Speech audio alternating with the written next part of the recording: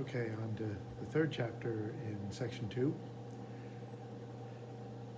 My personal opinion is that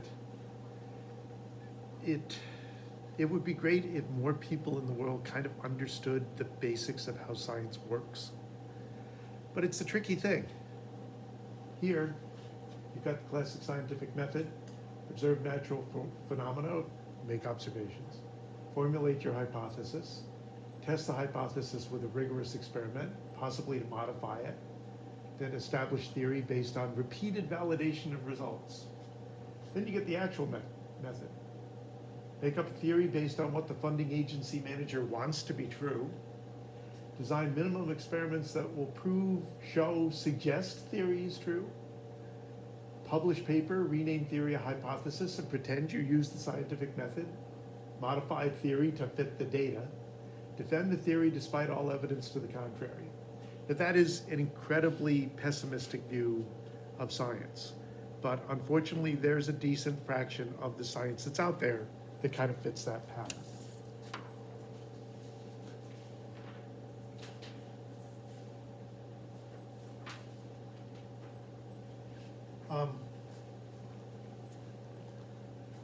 Generally, people that are science majors, they go on, they get a bachelor's degree. Not a heck of a lot you can do with a bachelor's degree. We'll talk about that later in the semester. From there, you go either into some sort of specialty training, which includes med school and dental school and vet school and all that stuff, or you continue your science education as a graduate student. And that's where you get a master's degree, a PhD, that sort of thing. And I'm going to talk about that on and off. I've been talking about that on and off through the semester. Now, you can get an advanced degree in a lot of different subjects. It's typical for an advanced degree in science to involve what's called bench research. You're actually in a lab doing what scientists do. Now, you may be doing a small piece of the bigger piece of science that the lab is doing. That's a very common thing that you do in graduate school. You wind up doing supervised research within the scope of the larger research that the lab does. But it amazes me that and of course, this is just people in one discipline looking at another one and going, well, that doesn't seem very tough, right? We do that all the time because we don't work at that thing and we don't really understand how it all is. But this is kind of the feeling that comes across when somebody who's doing science, or in this case, engineering research, because these people are engineering graduate students, wind up talking to people that whose advanced degree is being built on something a little bit different. Where it goes, so this is it, my cubicle, pretty good, huh? You only get one this big if you're a senior grad student. Nice, very comfy.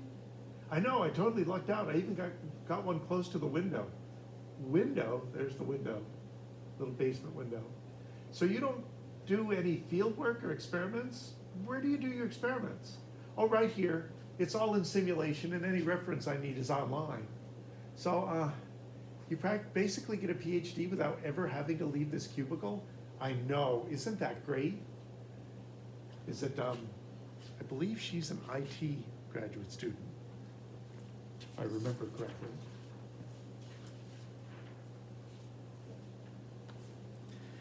I know we've talked about science before. Some of the same stuff we're going to go over here like we have for the other chapters, expand it a little bit. One thing to keep in mind is that when we talked about this in the first semester, we went back to the Renaissance and talked about Francesco Redi. But science as an organized approach to studying the world has been getting more and more and more standardized, I guess. And it continues to get more and more standardized. Is that sometimes the rules are what kind of keeps you in the right lane, going toward something that everybody will agree looks reasonable. Sometimes the rules are too constraining. If you have to do field research, the rules kind of fly out the window when you have to go out and actually observe things happening in nature. And you can't necessarily come up with controls or huge groups of test subjects, or there's a lot of things that that good science is supposed to have that you can't always do. And you can't avoid the fact that it's very, very difficult to do substantive research without money. People like me working in a community college, we don't typically do research because it's not like we don't have ideas, it's that we don't really have the equipment that you need to do modern research, and we don't have the funding to do modern research. And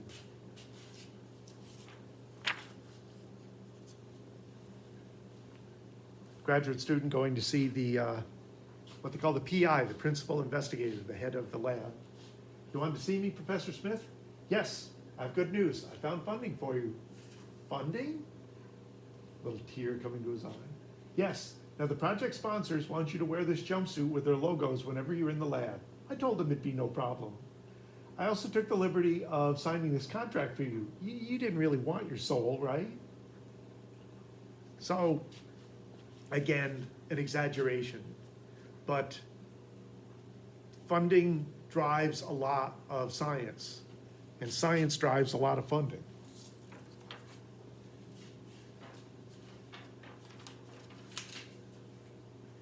This is why when you read, you go to Science Daily, which is basically just press releases, they're always taking what they've done and telling you what sort of marvelous stuff you're going to be able to do with it. Even though they're never going to be able to do that stuff, and a lot of times they know they're not going to be able to do that stuff. They've been selling stem cell research on being able to overcome things like Alzheimer's and type 1 diabetes and a bunch of stuff that stem cells are never going to be able to actually step in and do what you need to do. Parkinson's, possibly. Alzheimer's, no. But Alzheimer's affects more people. Type 1 diabetes, where your own cells are being attacked. We could make copies of those cells and put them back in there. They're going to be attacked anyway. But a lot of people suffer from diabetes. They don't necessarily understand the difference between type 1 and type 2. And it sounds good. And it's true for funding agencies too. They look at that sort of thing. This brings us to something I talked about first semester.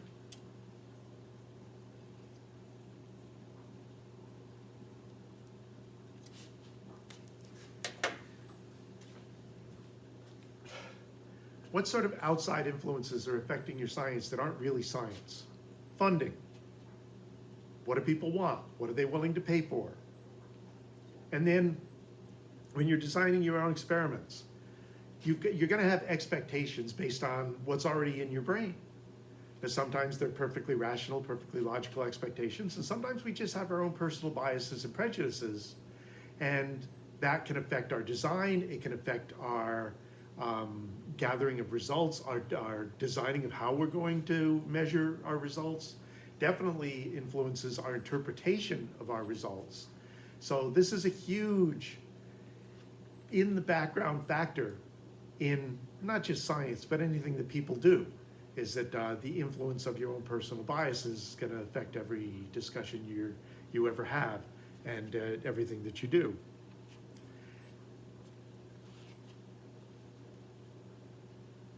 I talk to people.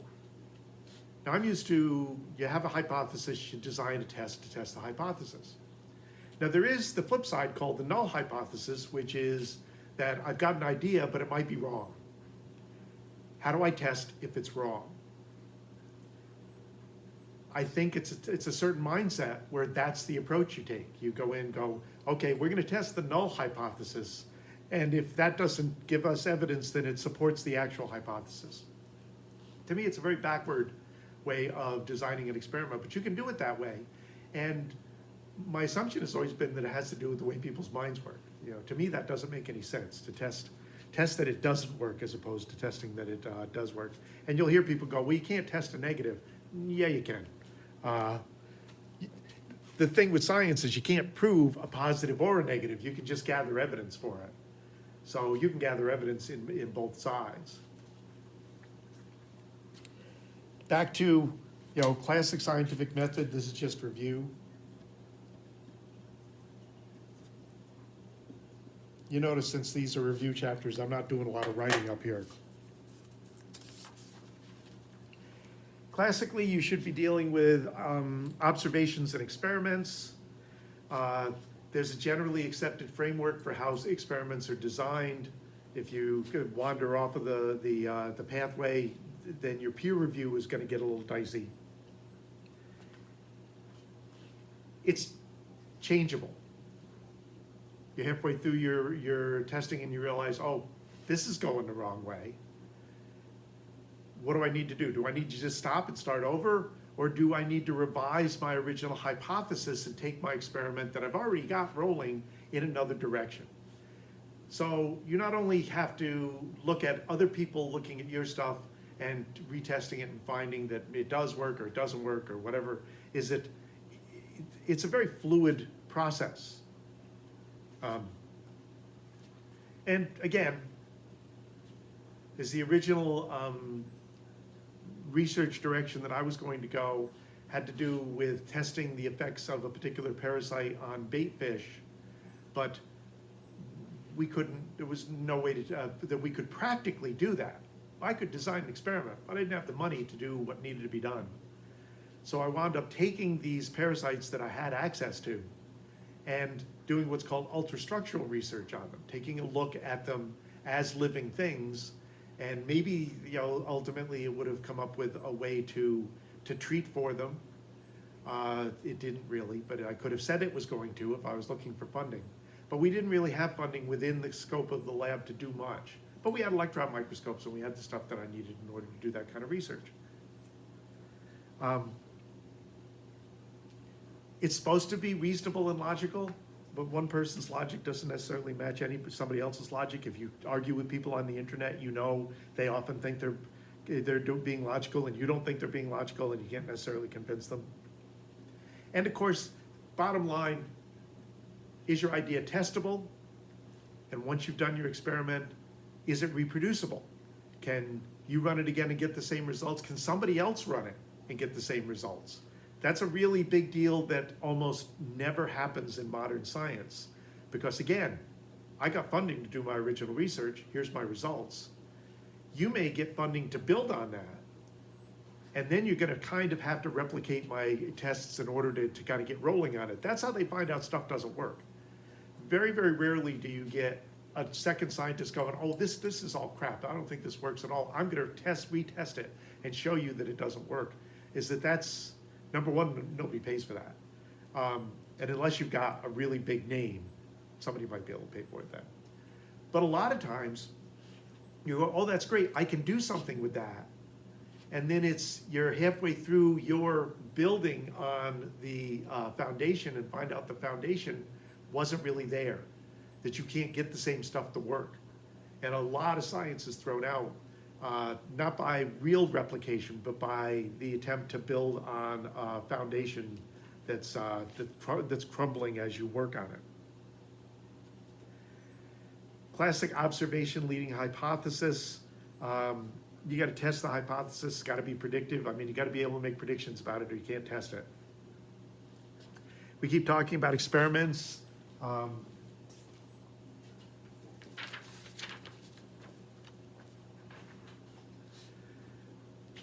You've got your classic variable. What are we actually testing?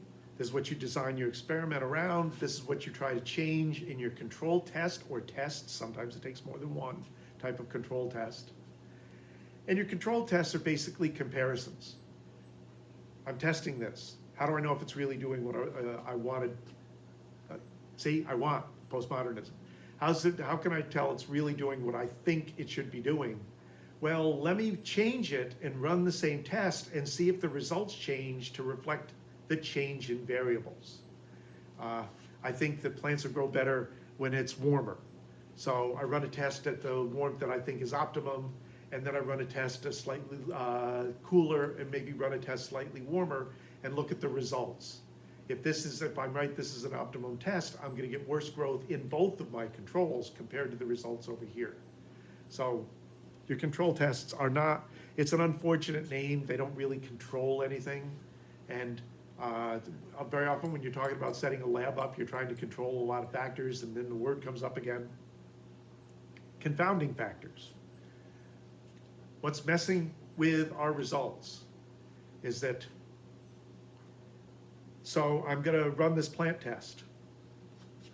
Ideally, I'd like to run it under natural conditions, outdoors, except that maybe I can't control the sun exposure properly, or maybe I'm going to unfortunately pick a month to run my test and it's very cloudy all the time. And I go, well, that's not really optimum. I needed sun exposure.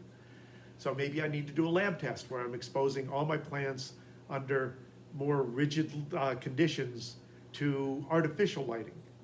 Well, I just introduced one confounding factor to try to cover for another confounding factor. And this is when people look at your tests and go, I don't think that's really a valid test of what you wanted to be testing. And you get these kinds of, people go, well, the results are kind of interesting, but you really should have done it if you were looking to apply this to agricultural systems, or at least huge hydroponic systems with greenhouses, then you should have been using natural lighting. You shouldn't have been using artificial lighting. Everybody criticizes. When you get results and somebody goes, okay, that's not a real result. That result came from the fact you used artificial lighting. That's an artifact. It's a result that doesn't come from your real test. It comes from something about the way you ran the test. Classic artifact is placebo effect, where you're testing some sort of treatment on people, and just the act of treating people makes them feel better, slightly on average. They're not going to be cured of nasty conditions, but they may feel better while you're treating them, and a lot of times that's part of what you measure, quality of life, when you're running those kinds of tests. And so when you're running those kinds of tests, you need to kind of cover for the placebo effect by not letting anybody in the two groups know whether they're actually getting treated or they're getting a duplicate treatment that isn't really the treatment. That's the placebo. And they discovered that the researchers shouldn't know who's in which group because they treat them differently if they do that. And now they don't let the number crunchers know which group they're crunching the numbers on, because that's potentially a confounding factor as well and can produce artifacts. So, and that works. It doesn't just work for people. You get kind of the reverse of that for animals. If you've got to say, if you're testing a drug on animals that involves taking them out of their enclosures and sticking them with a needle, is that can make them feel worse, is that can stress them. And if they're ill, it can make them more ill and have them die quicker. So again, your test group, your control group all need to be given the same treatments. Because in that case, the artifact is negative results, whereas in humans, the placebo effect sometimes gives you somewhat positive results.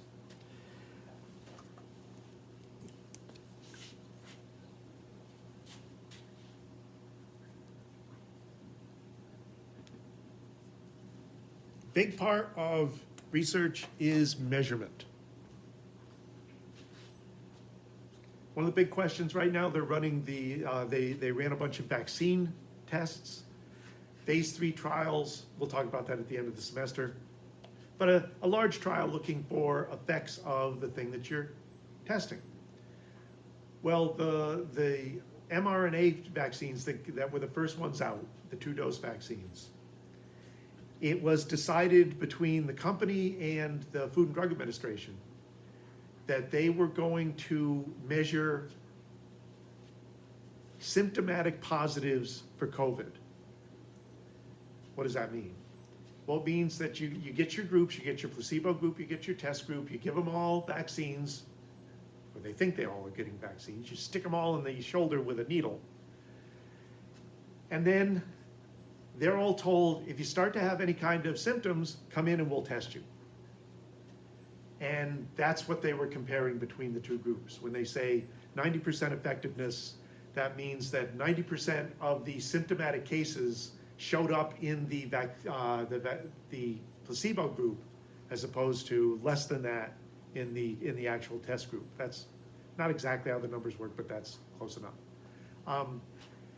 And then people, now they go, well, yeah, but we don't know if you can't catch the virus and carry the virus at levels where you could be contagious, because that isn't what we tested.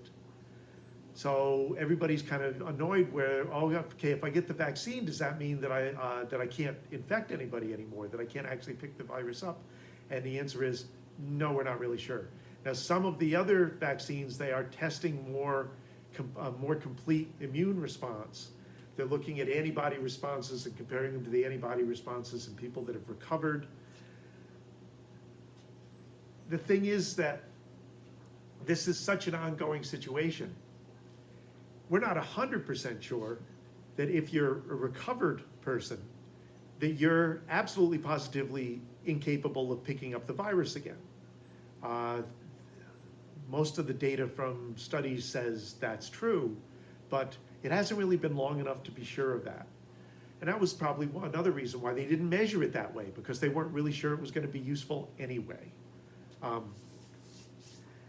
One thing that we have talked about before, a couple of things, and I'll close out. Okay, sorry, I just got notification that an update was about to be downloaded. I hope it doesn't mess up this video. You don't want to test too limited a group or run a test just a couple of times. You never know where you're going to have a chancy subject or a weird result, and if that's the only result you've got to look at, or it's a result of maybe 3, it's going to really skew what you think is happening. If you only have 3 subjects and one of them is, for one reason or another, very bizarre, and it impacts your results, your average of 3, that one bizarre result, if it's in your group of 1,000, not going to have much of an effect on your average. That's why the vaccine tests were done on tens of thousands of people, is that, yeah, there were some weird results, but they kind of fade into the group. You don't want anecdotal evidence. Anecdotal evidence is when your test subjects are too small. And sometimes that's just the way it works. A tremendous amount of research that's been done on PET scans, where they put somebody in a very expensive machine and map out brain responses under certain conditions. You'll see those results in Science Daily and in the press releases, but if you dig into the actual tests, very often there's like 10 subjects or 15 subjects. It's a very limited study group and very noisy data. If you look at educational research is almost somebody just working with a class somewhere. And very often the class has certain confounding factors that makes it not representative of students in general. And so you'll hear hardcore science people look at some areas like education research or a decent amount of sociological research, a decent amount of psychiatric research, and go, they're not really following the rules. They're not measuring stuff that makes they can't really they're not defining their terms properly so that somebody else can understand them and run the same experiment. It's not really clear what it is that they're measuring. The measurement itself seems very fluid and could easily be shifted to support whatever it is that they're trying to support. So there's a lot of those issues. And of course, you're almost always talking about quantitative data, because measuring qualitative data is just too much of a pain in the butt. Almost impossible to reproduce. People like numbers. So you take stuff that isn't naturally numbered and you just force numbers on it. We're used to that. We do that with temperature, we do that with time, we do that with lots of aspects of our daily life, as it's all numbered. We don't even think of the fact that it doesn't really exist as numbers. My height, there's a number, because we forced a number on it. Okay, I'm going to talk a little bit more about kind of the background of statistical manipulation in the next video.